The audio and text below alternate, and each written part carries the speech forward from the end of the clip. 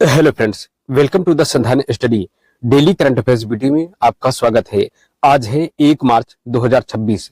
तो आज के जितने प्रश्न बनते हैं उन पर चर्चा कर लेते हैं। तो चलिए शुरू करते हैं आज के प्रश्नों की श्रृंखला। प्रतिवर्ष राष्ट्रीय विज्ञान दिवस कब मनाया जाता है? इस प्रश्न का सही जवाब है ऑप्शन डी, 28 फरवरी को विज्ञान दिवस मनाया जाता है। क्यों मनाया जाता है? यह दिन प्रसिद्ध भारतीय भौतिक वैज्ञानिक सर सीवी रमन द्वारा रमन प्रभाव की खोज की याद में मनाया जाता है। उन्होंने इस खोज की घोषणा 28 फरवरी 1928 को की थी। नोबेल पुरस्कार। इस महत्वपूर्ण खोज के लिए सर सीवी रमन को 1930 में भौतिकी के क्षेत्र में नोबेल पुरस्कार से सम्मानित किया गया था।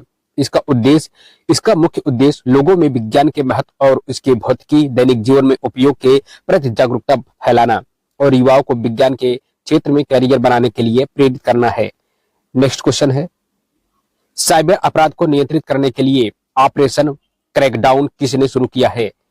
तो इस प्रश्न का सही जवाब है ऑप्शन बी, बिहार पुलिस ने शुरू किया है। इस ऑपरेशन का लक्ष्य है कि साइबर ठगी करने वाले गिरोहों की पहचान करना और उनकी गिरफ्तारी सुनिश्चित करना। विशेष टीमें इसके तहत राज्य के विभिन्न जिलों में विशेष साइबर सेल और आर्थिक अपराध इकाई EOU मिलकर काम कर रही है। कार्रवाई। इस अभियान के दौरान पुलिस संदिग्ध सिम कार्डों को ब्लॉक करने, फर्जी बैंक खातों को फ्रीज करने और अपराधियों के ठिकानों पर छापेमारी करने पर ध्यान केंद्रित कर रही है। नेक्स्ट क्वेश्चन है, भारतीय वायुसेना द्वारा वायु शक्ति 26 सैन्य अभ्यास कहां आयोजित किया गया? तो इस प्रश्न का सही जवाब है ऑप्शन बी, जैसलमेर में वायु शक्ति 26 का आयोजन किया गया। शक्ति का प्रदर्शन। इस अभ्यास का मुख्य उद्देश्य भारतीय वायुसेना की मारक क्षमता, सटीकता और दिन रात संचालन करने की क्षमता का प्रदर्शन करना है। प्रमुख विमान इसमें राफेल, सुखोई 30, MKI तेजस, LCA तेजस, मिराज 2000 और जैसे आधुनिक लड़ाकू विमानों और हेलीकॉप्टरों ने हिस्सा लिया। स्वदेशी तकनीक। इस अभ्यास में भारत में बने हथियारों और प्रणालियों जैसे आकाश मिसाइल और समर एयर डिफेंस सिस्टम की प्रभावशीलता का परीक्षण किया गया। नेक्स्ट क्वेश्चन है, प्राचीन भारतीय विज्ञान पर राष्ट्रीय सम्मेलन किस IIT में आयोजित किया गया? तो इस प्रश्न का सही जवाब है ऑप्शन ए, IIT धनबाद में आयोजित किया गया। ज्ञान का संगम। प्राचीन भारतीय वैज्ञानिक सिद्धांतों जैसे खगोल विज्ञान, गणित और धातु विज्ञान को आधुनिक विज्ञान के साथ जोड़ना। वैदिक विज्ञान। वेदों और प्राचीन ग्रंथों में छिपे वैज्ञानिक तथ्यों पर चर्चा करना और उनके तार्किक आधार को समझना। शोध को बढ़ावा देना।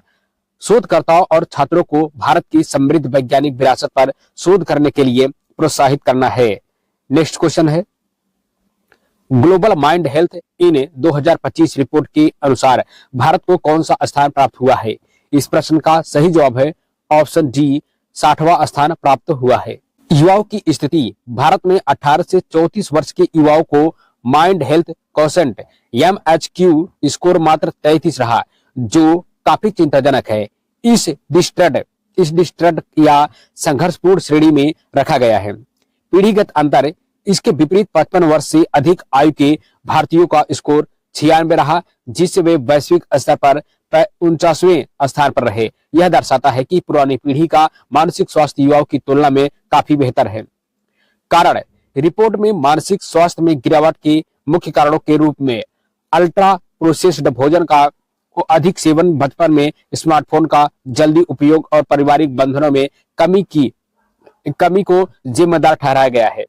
कुल देश। इस अध्ययन में दुनिया भर के 84 देशों के लगभग 10 लाख लोगों के डेटा का विश्लेषण किया गया। नेक्स्ट क्वेश्चन है, छठे खेलो इंडिया विंटर गेम्स 2026 का खिताब किसने जीता? तो इस प्रश्न का सही जवाब है ऑप्शन सी, भारतीय सेना ने छठे खेलो इंडिया विंटर गेम्स का खिताब जीता है। आयोजन स्थल। इन खेलों का आयोजन मुख्य रूप से केंद्र शासित प्रदेश लद्दाख और जम्मू कश्मीर गुलमर्ग के बर्फीले मैदानों में खेला गया। सेना का दबदबा। भारतीय सेना के एथलीटों ने स्कीइंग, स्नोबोर्डिंग और आइस हॉकी जैसे कठिन शीतकालीन खेलों में उत्कृष्ट प्रदर्शन किया। प्रतिस्पर्धी सेना के बाद कर्नाटक, महाराष्ट्र जैसे राज्यों ने भी अच्छा प्रदर्शन किया, जबकि मेजबान जम्मू कश्मीर और लद्दाख ने भी महत्वपूर्ण पदक जीते।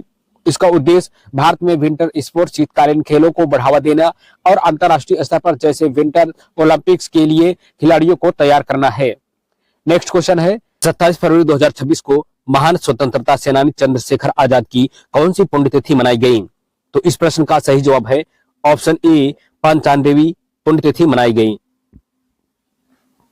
बलिदान दिवस 27 फरवरी 1931 को प्रयागराज तब इलाहाबाद के अल्फ्रेड पार्क में पुलिस के साथ मुठभेड़ के दौरान अपनी प्रतिज्ञा को पूरा करते हुए कि वह कभी जीवित नहीं पकड़े जाएंगे, उन्होंने अपनी अंतिम गोली खुद को मार ली। संगठन वह Hindustan socialist Republican association HSRA के कमांडर इन चीफ थे और उन्होंने भगत सिंह जैसे क्रांतिकारियों के साथ मिलकर आजादी की लड़ाई को नई दिशा दी।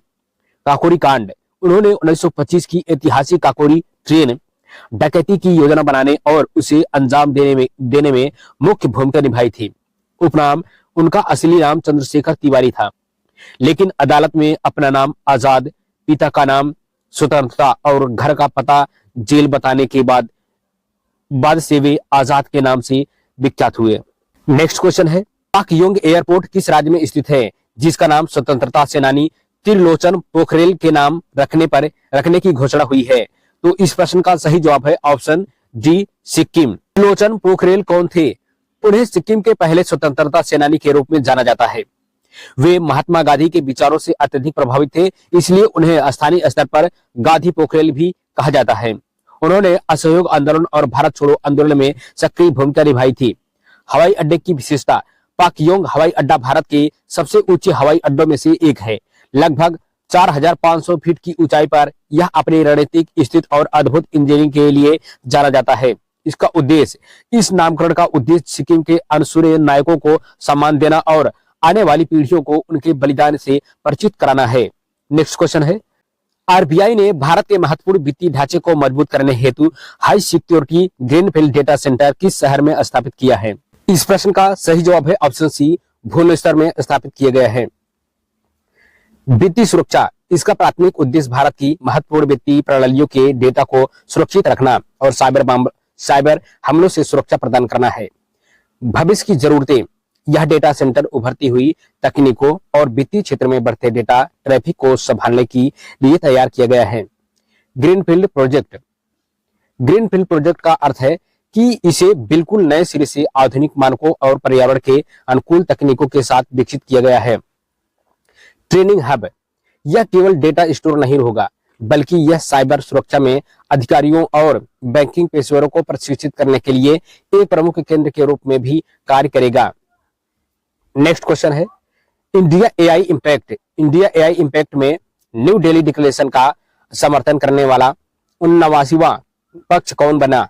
तो इस प्रश्न का सही जवाब है ऑप्शन बी। इस प्रश्न का सही जवाब ऑप्शन बी बांग्लादेश। सुरक्षित एआई, इसका प्राथमिक उद्देश्य आर्टिफिशियल इंटेलिजेंस एआई के सुरक्षित, विश्वसनीय और नैतिक उपयोग को बढ़ावा देना है।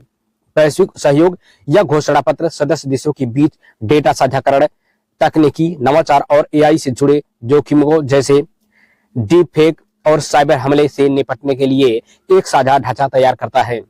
समावेशी विकास, भारत के नेतृत्व में इस पहल का लक्ष्य यह सुनिश्चित करना है कि एआई तकनीक का लाभ केवल विकसित देशों तक सीमित न रहकर दक्षिण एशिया और विकासशील देशों तक भी पहुंचे हैं। नेक्स्ट क्वेश्चन है राष्ट्रीय हरित प्राधिकरण ने सुआव नदी को ताप्ती नदी की सहायक नदी का दर्जा बहाल करने हेतु किस राज्य को निर्देश दिया? तो इस प्रश्न का सही जवाब है ऑप्शन ए उत्तर प्रदेश। विवाद का मूल कारण, उत्तर प्रदेश के बलरामपुर और आसपास के जिलों में अतिक्रमण और उचित रखरखाव के अभाव में सुआव नदी का प्रवाह बाधित हो गया था, जिससे इसका अस्तित्व खतरे में पड़ गया था। एनजीटी का हस्तक्षेप, एनजीटी ने स्पष्ट किया कि नदियों के प्राकृतिक प्रवाह को रोकना पर्यावरण के लिए घातक है। अदालत ने राज्य सरकार को नदी की सफाई करने और इसके किनारों से अवैध अतिक्रमण हटाने का आदेश दिया है। पारिस्थितिकी तंत्र, सुआव नदी राप्ती नदी के जल स्तर को बनाए रखने और स्थानीय कृषि के लिए सिंचाई का एक महत्वपूर्ण स्रोत है। इसे बहाल करने से क्षेत्र के भूजल स्तर में भी सुधार होगा। नेक्स्ट क्वेश्चन है वैश्विक बौद्ध शिखर सम्मेलन 2026 की मेजबानी किस देश ने की है? तो इस प्रश्न का सही जवाब है ऑप्शन सी भारत ने की है। इस विषय का थीम है दर्शन से अभ्यास तक समकालीन चुनौतियों का समाधान। इसका उद्देश्य है वर्तमान वैश्विक समस्याओं जैसे जलवायु परिवर्तन, गरीबों और संघर्षों का समाधान बुद्ध के शांति और अहिंसा के मार्ग के माध्यम से खोजना। प्रतिभागी इस शिखर सम्मेलन में वियतनाम, जापान, दक्षिण कोरिया, श्रीलंका और म्यांमार सहित लगभग 30 से अधिक देशों के प्रतिष्ठित बौद्ध भिक्षुओं, विद्वानों और प्रतिनिधियों ने भाग लिया। सांस्कृतिक कूटनीति, यह आयोजन भारत की सॉफ्ट पावर को मजबूत करने और दुनिया भर के बौद्ध समुदायों के साथ ऐतिहासिक संबंधों को पुनर्जीवित करने की एक कोशिश है। नेक्स्ट क्वेश्चन है, देश का पहला स्वदेशी हाइड्रोजन सेल क्रूज जहाज किस राज्य में लॉन्च किया गया? तो इस प्रश्न का सही जवाब है ऑप्शन बी, केरल में लॉन्च किया गया देश का पहला स्वदेशी हाइड्रोजन सेल क्रूज जहाज। पर्यावरण अनुकूल, यह जहाज पूरी तरह से शून्य उत्सर्जन वाला है क्योंकि इसमें हाइड्रोजन ईंधन का उपयोग किया गया है जो उप उत्पाद के रूप में केवल पानी और गर्मी छोड़ता है। मेक इन इंडिया, इसे कोचिन शिपयार्ड द्वारा स्वदेशी रूप से डिजाइन और विकसित किया गया है जो समुद्री क्षेत्र में भारत की तकनीक प्रगति को दर्शाता है। राष्ट्रीय हरित हाइड्रोजन मिशन, यह लॉन्चिंग भारत के राष्ट्रीय हाइड्रोजन मिशन का एक हिस्सा है जिसका लक्ष्य भारत को हाइड्रोजन उत्पादन और निर्यात का वैश्विक केंद्र बनाना है।